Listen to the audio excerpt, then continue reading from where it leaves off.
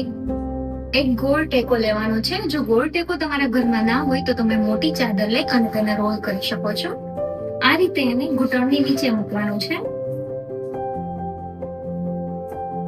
પછી ઘૂંટણ તકિયાને અડીને રહે એ રીતે પગ ઉપર કરવાનો છે અને ઉપર જ્યારે તમે પગ કરો છો ત્યારે પંજો તમારી તરફ ખેંચવાનો છે।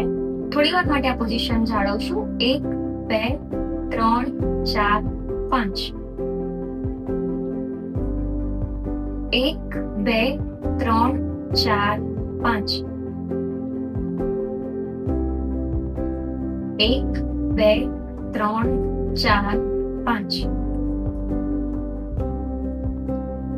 1 2 3 4 5। 1 2 3 4 5। 1 2 3 4 5। 1 2 3 4 5।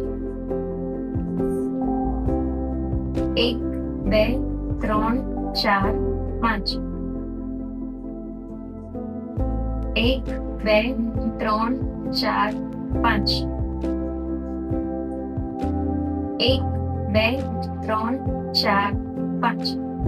આ જ રીતે બીજા પગમાં પણ કરીશું। 1 2 3 4 5। 1 2 3 4 5।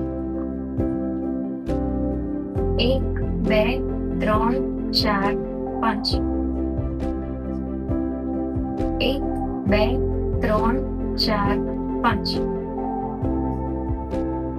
1 2 3 4 5। 1 2 3 4 5। 1 2 3 4 5। 1 2 3 4 5।